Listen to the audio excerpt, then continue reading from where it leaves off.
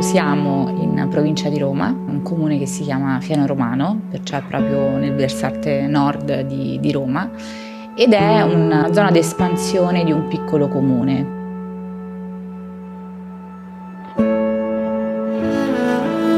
La superficie a disposizione erano solo 43 metri quadri, perciò si è trattato di un esercizio di composizione che però voleva in qualche modo avere un tipo di linguaggio che fosse sostanzialmente totalmente diverso da quello classico che si vede qua attorno.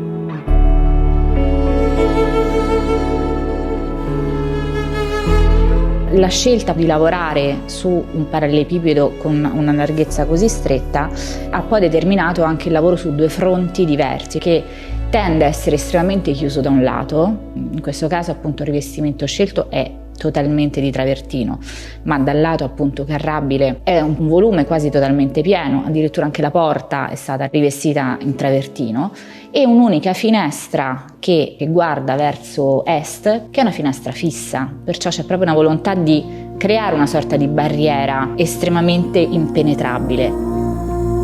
Il lato opposto invece è totalmente diverso. Il lato opposto appunto è quello che si compone delle sottrazioni, di vuoti. Abbiamo qua travertino, acqua, prato e cielo. Sono i tre elementi in qualche modo che cercano di portare quasi uno stato di astrazione, che si crea una sorta di piccolo microcosmo, però che con dei piccoli escamotage in qualche modo cerca di lavorare su un tema di una percezione dello spazio un po' diversa.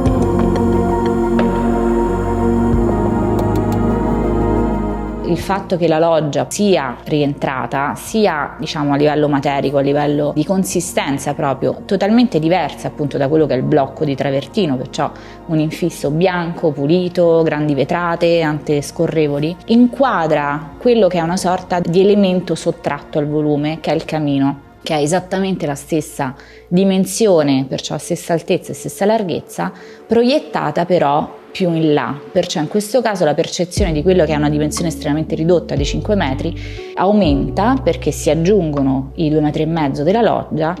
e questo dà una sensazione di uno spazio più grande di quello che effettivamente è. Lo spazio al piano terra si compone di un piccolo ambito di ingresso che è composto da un salottino, però che è localizzato su uno spazio a doppia altezza. C'è il soppalco del piano superiore che si affaccia su questo spazio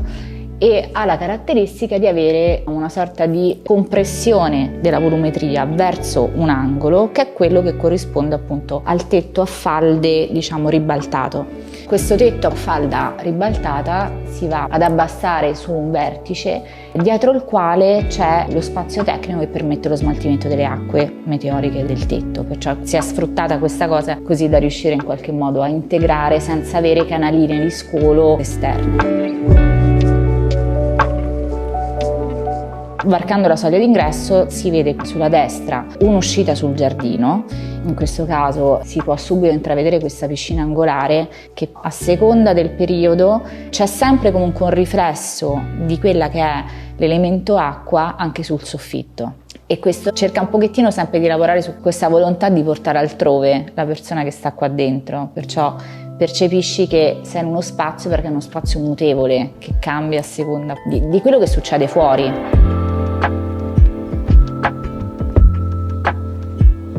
La parte centrale viene definita da un lato dalla scala che va sul soppalco, su cui c'è un blocco attrezzato, adesso al lavabo possiamo utilizzarlo come piano d'appoggio da cucina. Questo elemento più stretto si va a riconnettere con una stanza che può essere definita sala da pranzo e poi nell'ingresso di quello che è il bagnetto.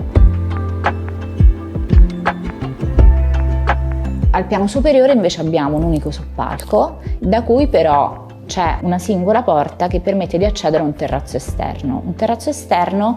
che è quintato, cioè che ha in realtà una definizione volumetrica che è in linea con il resto del volume, perciò è una sorta di spazio meditativo, un piccolo spazio che è un po' una fuga da quello invece che è un piano terra molto, molto aperto.